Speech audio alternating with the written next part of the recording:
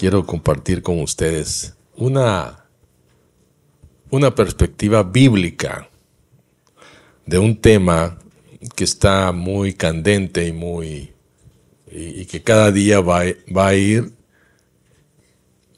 invadiendo más nuestras vidas, y es el tema de la ideología de género. Yo quiero hacerlo de una manera bíblica, porque lo que quiero es darle a usted un fundamento, no darle una serie de pensamientos y de cosas, sino un fundamento con el cual usted pueda no solamente entender de qué se trata, sino también entenderlo para su propia vida y para su propia familia. ¿Cómo yo puedo enfrentar esto y cómo puedo manejarlo dentro de mi casa, con mis hijos, con mis nietos, con la gente de mi casa? La Biblia dice en 2 Corintios 10, versículos 4 y 5, porque las armas de nuestra milicia, las armas de nuestra contienda no son carnales, sino poderosas en Dios para la destrucción de fortalezas, destruyendo especulaciones y todo razonamiento altivo que se levanta contra el conocimiento de Dios y poniendo todo pensamiento en cautiverio a la obediencia de Cristo. Vamos a orar. Padre, te damos gracias por tener acceso, Señor, a tu palabra y por tener, Señor, el entendimiento abierto para poder recibir tu palabra, tu enseñanza y la dirección, Señor, para lo que tú quieres darnos y poder, Señor, como dice el apóstol Pedro, Señor, tener y poder dar explicación de la razón de nuestra fe, Señor, a todo aquel que demande de ella. Te rogamos en el nombre de Jesús que hoy nuestros entendimientos sean enriquecidos con tu palabra, Señor. Amén. Bien, hace unos días estábamos hablando con mi esposa y estábamos, tú sabes, yo a veces cuando escribo las prédicas, los mensajes, decimos, ¿qué título le pongo a esta prédica? Y empiezo a buscarle por dónde. Y entonces a veces me siento con ella y le digo, mira, porque es muy creativa para poner ciertos nombres. Y entonces esa vez no me salían los nombres, porque a mí no me gusta ponerle nombres llamativos a las prédicas. Nada que no diga lo que es. Y entonces había otra persona ahí en la casa y entonces dijo, no, esa palabra no, porque esa palabra quiere decir no sé qué. Yo le dije, no, las palabras dicen lo que nosotros culturalmente entendemos por esa palabra. Las palabras forman pensamiento, las palabras dicen lo que nosotros queremos que digan de acuerdo a nuestra cultura, ¿verdad? Y de hecho, las palabras forman la cultura. Y una de las armas poderosas con las que cuentan los promotores de la ideología de género es la manipulación del lenguaje.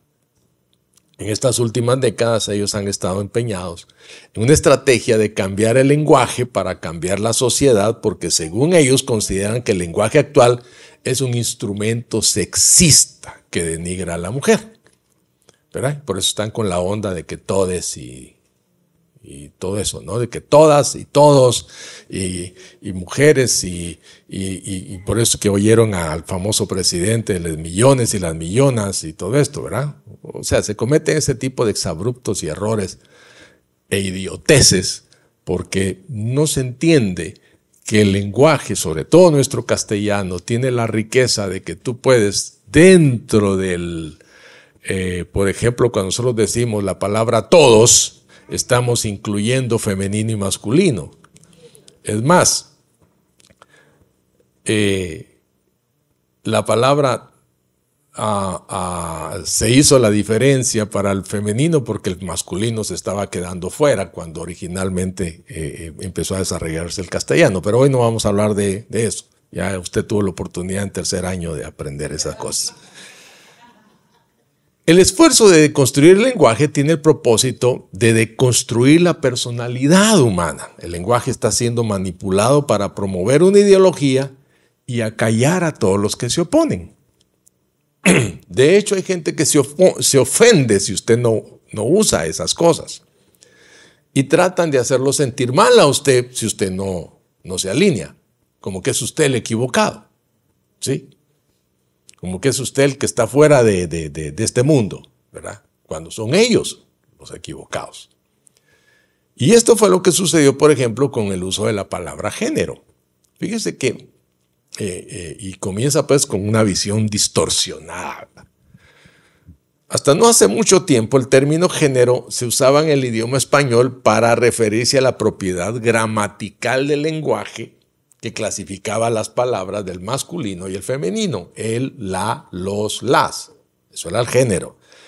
Pero a partir de la década de los años 50, en el mundo anglosajón, comenzó a ser usado esa palabra género para referirse al sexo de las personas. Antes de los años 50, que usted llegaba a llenar una casilla y decía sexo, femenino, masculino. Después ya a partir de los años 50 empezó a encontrar género para referirse al sexo de las personas. Y el término pasó de la gramática a la biología. Entonces sexo y género se referían a lo mismo. El problema es que 10 años más tarde, en los años 60, cuando la gente se volvió loca, algunos grupos de presión comenzaron a popularizar la idea de que debía hacerse una distinción entre la dimensión biológica de un individuo y la dimensión psíquica. ¿Sí? Lo que la gente pensaba, es decir, que distinguir entre el sexo con el que cada persona nace y el género con el que se identifica o se percibe a sí misma. Había que hacer esa diferencia. Son dos cosas diferentes. Entonces, lo que hoy conocemos como ideología de género plantea la teoría de que el comportamiento de hombres y mujeres, así como la práctica de su sexualidad, no están determinados por la anatomía o la biología. La sexualidad es, según esta ideología, una construcción social y cultural, provocando una profunda y peligrosa distorsión de la realidad. Pero si bien es cierto que el lenguaje puede distorsionar la percepción que tenemos de nosotros mismos, no puede cambiar la naturaleza. ¿Sí? Yo puedo decirle ahora, yo me percibo elefante. ¿Me entiende? Yo me percibo cualquier cosa, pero la realidad no cambia. La naturaleza sigue siendo la misma. Entonces, para evitar los peligros de esta visión distorsionada y aprender a ver la realidad tal cual es, debemos examinar algunos de los lentes teológicos que Dios ha provisto en su palabra. No sé si usted ha tenido la oportunidad, bueno, yo desde los 15 años he tenido esta experiencia de ir al oftalmólogo que superpone un lente tras otro hasta que le encuentra donde usted mira bien, ¿no? Y usted empieza a ver hasta que ve bien. Y cada vez que le pone un lente ve con mayor nitidez. Y de la misma manera hoy vamos a ir superponiendo un lente bíblico tras otro para que seamos capaces de ver las cosas como en realidad son. De esa manera yo le invito a considerar a continuación una perspectiva bíblica de la ideología de género. Y vamos a comenzar con el lente de la creación. El primer lente teológico es la doctrina de la creación. Punto de inicio necesario e indispensable para discernir nuestra identidad. La Biblia comienza diciendo, en el principio creó Dios los cielos y la tierra. Y aprendemos así que Dios no solo posee plena autoridad sobre nuestras vidas, sino también un conocimiento perfecto de lo que somos. Hay al menos dos verdades que Dios dice sobre nuestra identidad en el primer capítulo de la Biblia. La primera es que fuimos creados a su imagen y semejanza, como dice Génesis 1:26, que fuimos creados a su imagen y semejanza, de modo que podemos tener una comunión significativa con Él. Esa imagen de Dios en nosotros define nuestra identidad y le otorga valor, significado y propósito a nuestra existencia.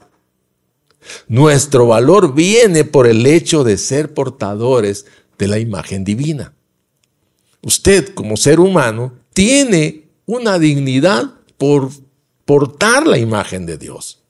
La segunda verdad es que Dios creó a toda la humanidad con una de dos identidades sexuales posibles: hombre o mujer. Punto. Ambos fueron creados a la imagen de Dios y se complementan entre sí, dice el versículo 27 de ese capítulo de Génesis. Por lo tanto, masculinidad y feminidad no son categorías artificiales producidas por una sociedad patriarcal con el propósito de subyugar a las mujeres, como muchos afirman en nuestros días.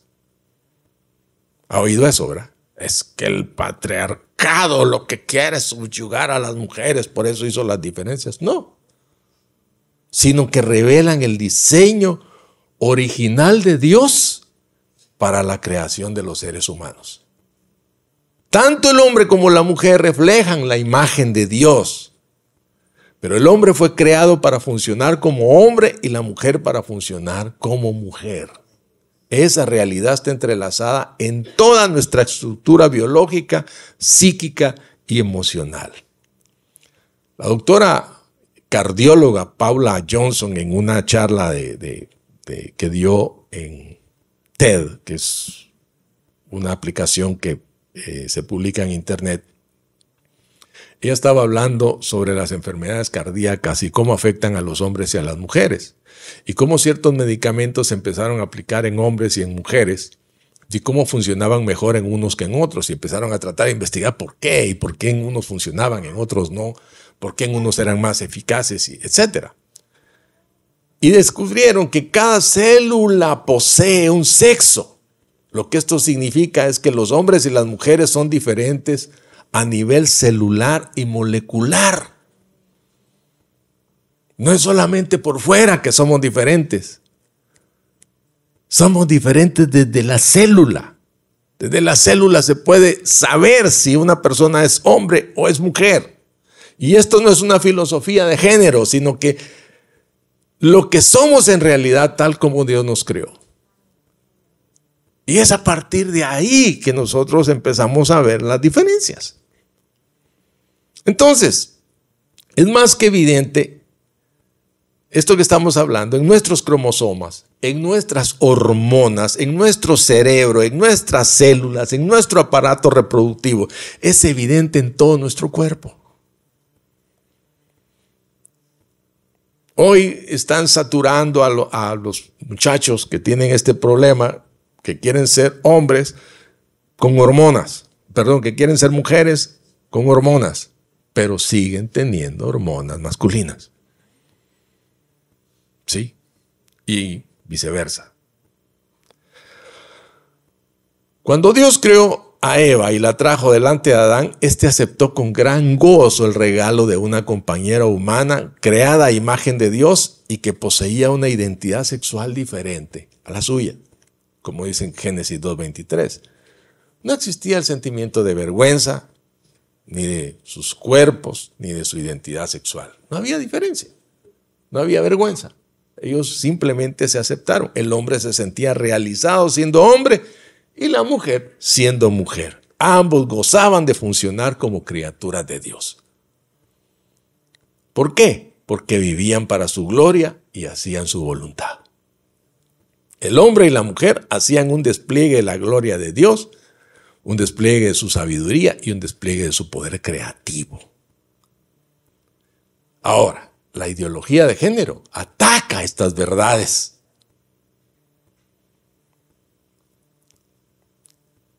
Y déjenme decirles algo. Detrás de las organizaciones y corporaciones multinacionales que están tratando de implantar su terrorismo ideológico, hay una conspiración cósmica mucho, mucho más oscura. Mucho más oscura. Hay un ataque satánico contra la gloria de Dios reflejada en el ser humano. ¿Qué quiero decir con esto? Que no solo se trata de destruir al hombre y a la mujer que fueron creados a la imagen de Dios, sino que también se intenta destruir la unidad complementaria de estos dos sexos que reflejan, aunque de una forma imperfecta, la unión de Cristo y su iglesia. ¿Sí? Hay algo ahí que es importante destruir. ¿Por qué? Porque cuando el Señor habla de la unión de Cristo y su iglesia, lo compara con el matrimonio. ¿Sí?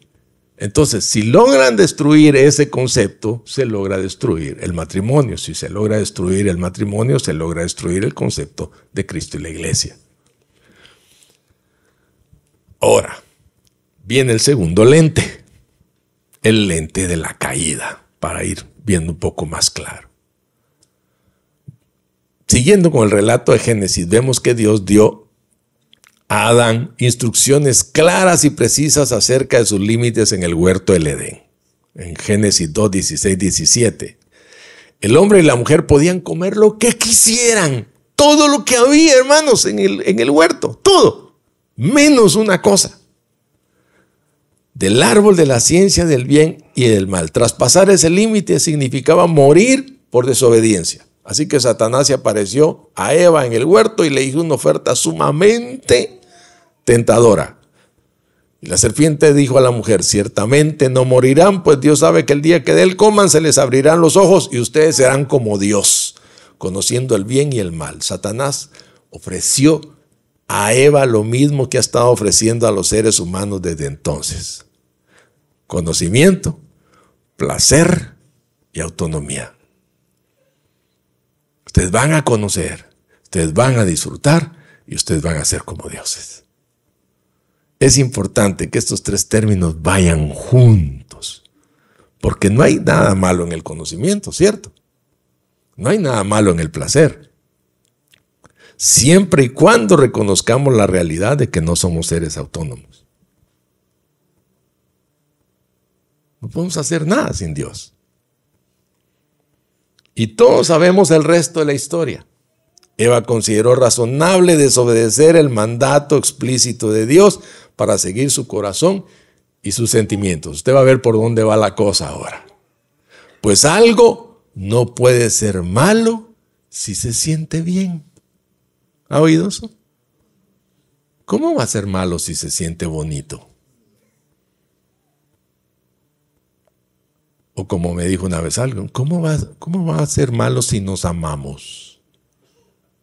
Si hay amor, ¿cómo va a ser malo si Dios es amor? Sin embargo, tan pronto el pecado entró en el mundo, el hombre y la mujer sintieron vergüenza de sus propios cuerpos, porque fueron abiertos los ojos de ambos y conocieron que estaban desnudos. Mire por dónde va esto. Si dejamos a Dios fuera de la ecuación, hermanos, no tenemos ningún punto de referencia para definir nuestra propia identidad.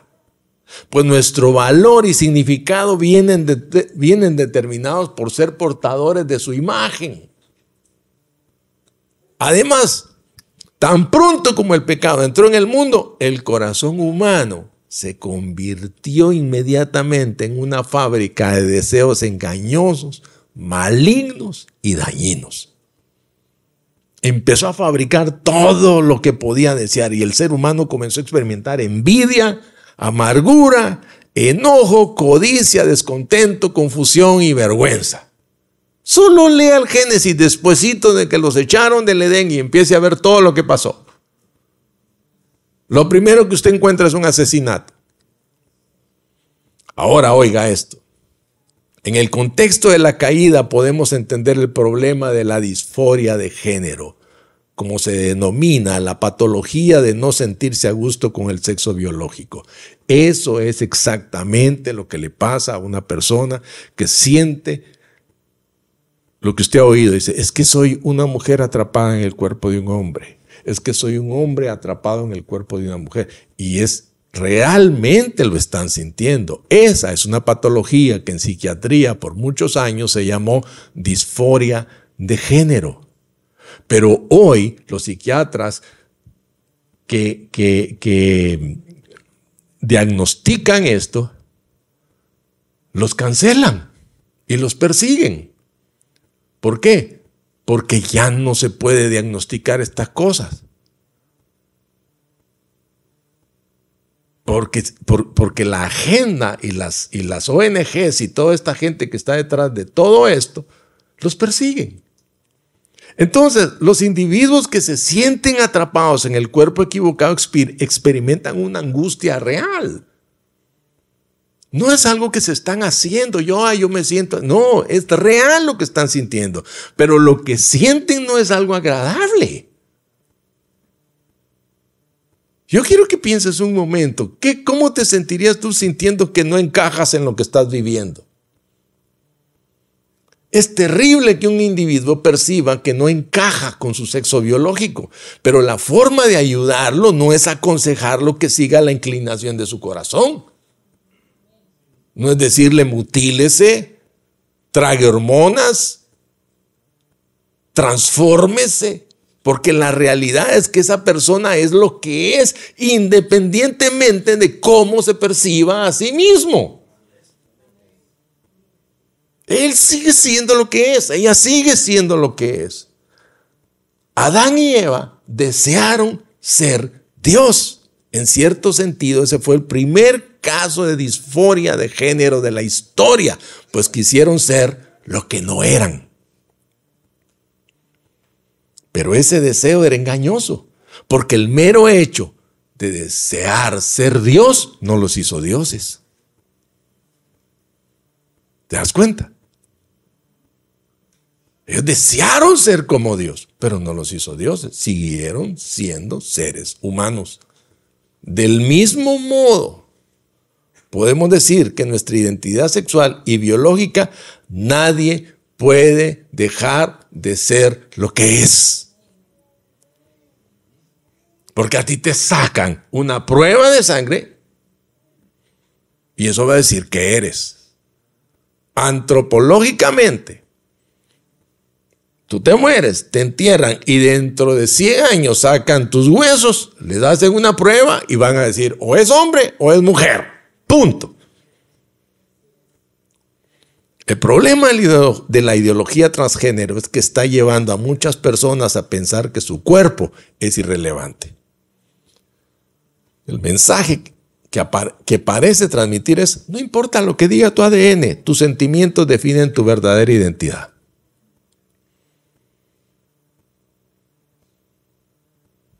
La buena noticia, mis amados, es que la historia no termina con la caída humana. Esto nos lleva a nuestro tercer lente teológico, la doctrina de la redención. A raíz de su desobediencia, Dios prometió a Adán y a Eva que enviaría un Salvador, nacido de mujer, que habría de aplastar la cabeza de la serpiente, aunque en el proceso él mismo sería herido en el talón, dice Génesis 3:15. La promesa se sigue recordando a lo largo de la historia hasta que Jesús aparece en la escena. El Hijo de Dios se hizo hombre para morir por nosotros en una cruz y revertir los efectos de la caída. Cristo no vino al mundo solo para que algún día podamos ir al cielo. No, también vino para deshacer las obras del diablo. Él se encarnó para enderezar lo que quedó torcido por causa del pecado. Porque cuando el pecado entró, todo se torció. Todo se torció, incluyendo las distorsiones engañosas de nuestro corazón.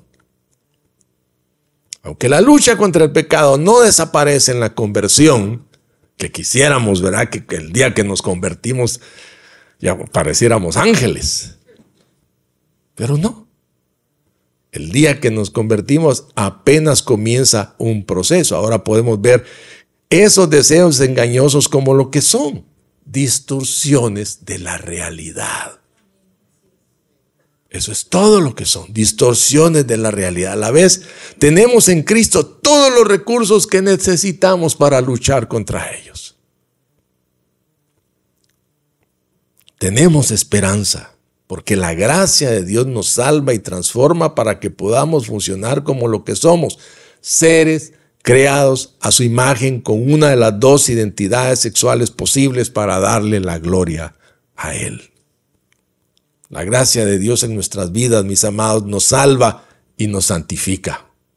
Como enseña el apóstol Pablo, dice en 1 Corintios 6, 9, 11, ¿o no saben que los injustos no heredarán el reino de Dios? Escuche, dice, no se dejen engañar, ni los inmorales, ni los idólatras, ni los adúlteros, ni los afeminados, ni los homosexuales, ni los ladrones, ni los avaros, ni los borrachos, ni los difamadores, ni los estafadores heredarán el reino de Dios. Y esto eran algunos de ustedes. Pero fueron lavados, pero fueron santificados, pero fueron justificados en el nombre del Señor Jesucristo y en el Espíritu de nuestro Dios. O sea, que no se nos olvide que a nosotros nos sacaron del mismo lugar. La buena noticia del Evangelio es que hay perdón y transformación en Cristo para todo aquel que cree y se arrepiente. Mis amados, no hay nada imposible para Dios. Dios puede hacer un milagro transformador. Y esta buena noticia incluye la esperanza de que algún día toda la creación será plenamente restaurada a una condición incluso superior a la que poseía antes de la caída. Y esto nos lleva al último lente, el lente de la glorificación. Escucha estas palabras. Este es un poco largo este texto que voy a leer. Está en Romanos 8, los versículos del 18 al 25. Dice, pues considero, dice el apóstol Pablo, que los sufrimientos de este tiempo presente no son dignos de ser comparados con la gloria que nos ha de ser revelada. Porque el anhelo profundo de la creación es aguardar ansiosamente la revelación de los hijos de Dios. Porque la creación fue sometida a vanidad, no de su propia voluntad, sino por causa de aquel que la sometió, en la esperanza de que la creación misma será también liberada de la esclavitud de la corrupción a la libertad de la gloria de los hijos de Dios. Pues sabemos que la creación entera gime y sufre hasta ahora dolores de parto. Y no solo ella, sino que también nosotros mismos que tenemos las primicias del Espíritu, aún nosotros mismos gemimos en nuestro interior, aguardando ansiosamente la adopción como hijos, la redención de nuestro cuerpo. Porque en esperanza hemos sido salvados, pero la esperanza que se ve no es esperanza, pues ¿por qué esperar lo que uno ve? Pero si esperamos lo que no vemos, con paciencia lo aguardamos. Ahora gemimos con la creación, pero ese gemido apunta al futuro con esperanza, porque tenemos la plena certeza de que al final seremos liberados de todos los efectos dañinos que el pecado causó en nuestro cuerpo. No solo en nuestro cuerpo, sino también en el asiento mismo de nuestra personalidad. ¿Sabes? Esto es lo hermoso del Evangelio, que el Evangelio no solamente te transforma el envase, te transforma el interior, te transforma la personalidad, te transforma el carácter, te transforma todo, si lo dejas a Él funcionar en ti por el poder del Espíritu Santo. En aquel día podemos reflejar el brillo de la gloria de Dios en Cristo, sin nada que pueda empañar ese esplendor, como hombres y mujeres creados a la imagen y semejanza de Dios. Cuando Cristo, que es nuestra vida, dice Colosenses 3:4, se manifieste, seremos manifestados con Él en gloria. Cuando Él se manifieste, nosotros seremos manifestados con Él en gloria. ¿Por qué? Porque seremos semejantes a Él, a como Él es. Así que, concluyendo, mis amados, estos son los 4 lentes por los cuales debemos contemplar la realidad, las doctrinas bíblicas de la creación, de la caída, de la redención y de la glorificación. Todo lo que se encuentra por fuera de estos lentes no es otra cosa que ilusión engañosa y espejismo destructor. Todo lo que está fuera de eso va a destruir. Con esto en mente, mis amados, debemos mirar con compasión a los que están experimentando la disforia de género, o que incluso han dado un paso más allá y comenzaron un proceso de transformación a través de cirugías y de hormonas para aparentar ser lo que no son. No puede ser motivo de burla, sino de compasión. Pues son seres humanos creados por Dios y por lo tanto debemos tratarlos con dignidad, a la vez que simpatizamos con su dolor y con sus conflictos internos. Nunca, nunca olvidar que nuestra labor en este mundo es tender la misericordia de Dios a otros y anunciar que hay esperanza, que hay salvación y que en Cristo hay una transformación verdadera. Pero es nuestro deber hablarles la verdad en amor para ayudarles a ver el engaño en sus corazones y mostrarles la esperanza que solo se encuentra en el Evangelio de Jesucristo. En ningún otro hay salvación, mis amados. En ningún otro hay esperanza. No podemos sacrificar la verdad en aras del amor. Y no debemos sacrificar el amor en aras de la verdad. O sea, usted no suavice la verdad por amor. Ni deje de mostrar amor por decir la verdad. Amén. A veces queremos ser medios cruzados y las cruzadas se terminaron hace más de 500 años. ¿Verdad? Al compartir el Evangelio no olvidemos que también somos pecadores salvados por gracia, pero que merecíamos el infierno. Y si usted se da cuenta en la lista que leímos de 1 Corintios 6, estamos en el mismo saco. ¿Verdad? No hay diferencia. Estamos en el mismo saco. A veces nosotros cometemos el grave error de creer que hay niveles de pecado. Yo no he sido tan pecador como él. Es que yo no era como Billo. No, yo era peor. No, pecado es pecado, hermano. Entonces, usted está puesto para mostrarle la misericordia de Dios a la gente que la necesita. Lo que hace la gran diferencia entre nosotros y los incrédulos es que fuimos rescatados de nuestra vana manera de vivir solo por Cristo, por gracia sola y por medio de la fe sola. Nada más. ¿Y esto de nosotros? No. Como decía alguien, es que cuando yo encontré a Cristo, dice, no, usted no encontró nada, si Cristo no andaba perdido. El perdido era usted. Al que encontraron fue usted.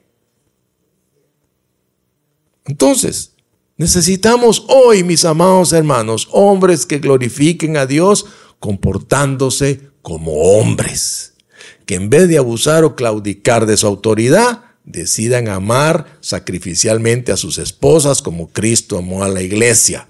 Hombres que protegen, santifican y cuidan de los suyos como líderes que asumen a su vez una posición de siervos. Necesitamos esos hombres. Necesitamos mujeres que glorifiquen a Dios como mujeres, adornándose en dependencia del Espíritu Santo, con ese espíritu afable y apacible que es de gran estima delante de Dios. Mujeres que se revistan de fortaleza para someterse voluntariamente a sus maridos y respetar la autoridad que Dios les ha conferido como cabezas del hogar. Eso es lo que estamos necesitando. Que se mire en la casa el orden de Dios. Y que el Señor nos conceda, mis amados, seguir siendo sal y luz en un mundo cada vez más corrompido y entenebrecido. Que donde sea que estés, tu luz le muestre el camino a otros. Amén. Que no nos pongamos a criticar, más bien que nos pongamos a mostrar la luz del Evangelio a los que están en tinieblas. No importa que consideremos que es lo más profundo del pecado en el que la gente ha caído. Hay salvación para ellos. Hay esperanza para ellos. Y nosotros somos la clave. Amén. Usted es la clave. Así que si los tiene cerca, o más bien, si a usted lo tienen cerca de alguien, usted tiene una responsabilidad. Amén. Démosle gracias a Dios. Gracias, Señor. Gracias. Gracias. Gracias, Padre Celestial. Padre, te damos muchas gracias, Señor, por abrir nuestros ojos en medio de las tinieblas, por mostrarnos la luz cuando no veíamos nada, Señor, por enseñarnos el camino cuando estábamos confundidos, porque te apiadaste de nosotros, Señor, enseñándonos la verdadera salvación, la salvación en Cristo. Hoy nosotros te pedimos perdón.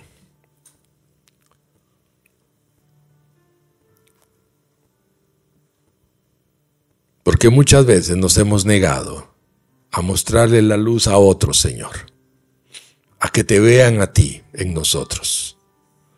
En el nombre de Jesús, te rogamos, Señor, que seamos impulsados, mi Dios,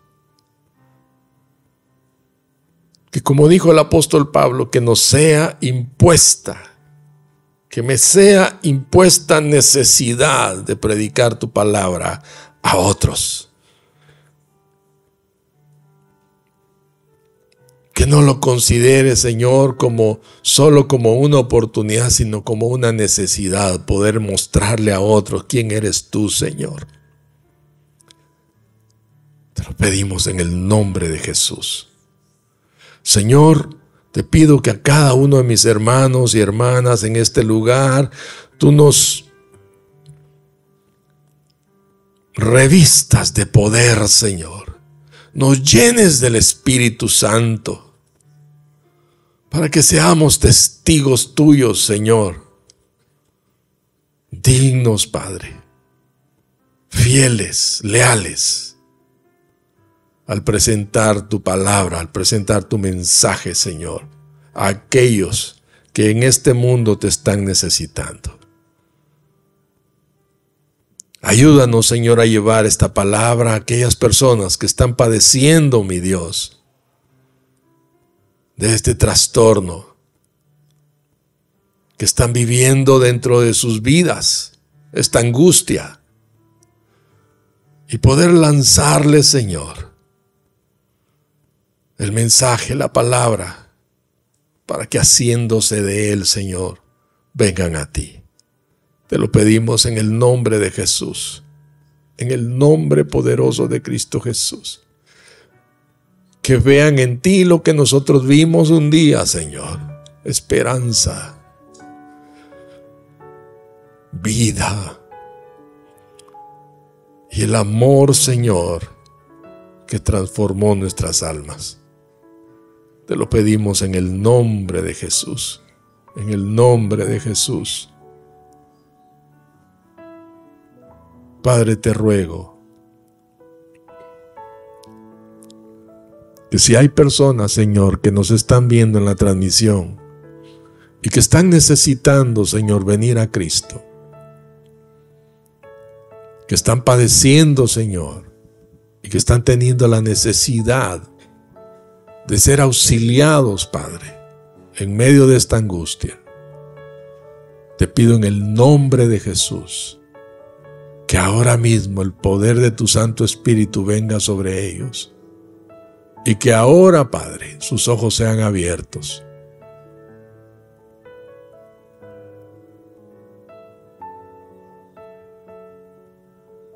Quiero pedirte a ti que estás ahí en la transmisión o si estás aquí en la reunión, si nunca le has abierto tu corazón a Cristo y el día de hoy sientes la necesidad de abrirle tu corazón al Señor, ahí en tu lugar hagas esta oración.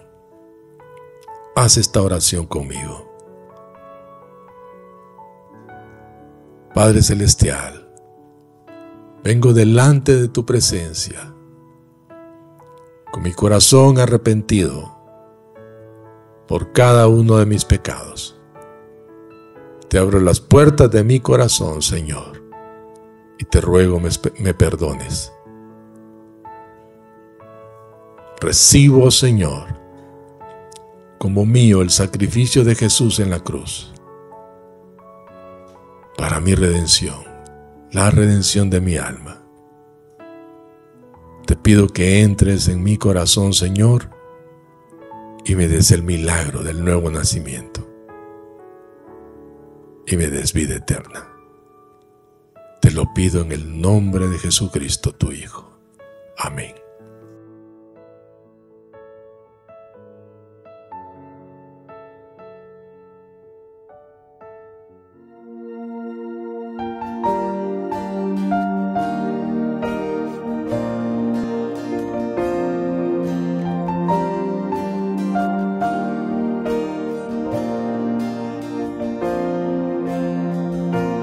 Nadie como tú, nadie más llena mi ser como tú. Por la eternidad podría buscar, mas no hay nadie como tú. Nadie como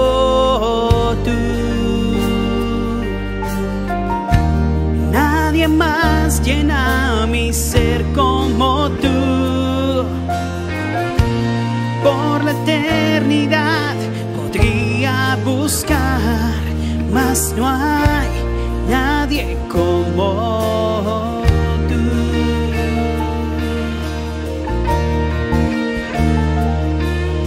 Tu misericordia es como un río,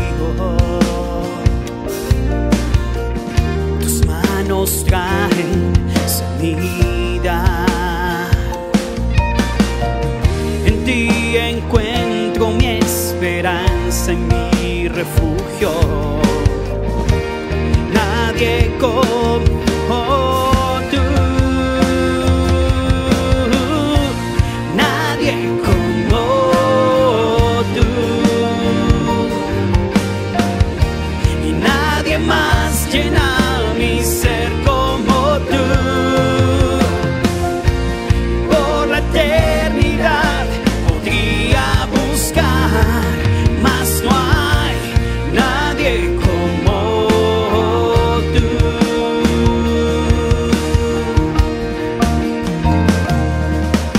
Tu misericordia es como un río, tus manos traen sanidad. En ti encuentro mi esperanza y mi refugio. Nadie como tú, nadie como tú, y nadie más llena mi ser como tú. Y por la eternidad podría buscar, mas no hay nadie como tú. Hoy cantamos, oh Señor, nadie como tú. Y nadie más llena mi ser como tú. Y por la eternidad podría buscar, mas no hay nadie como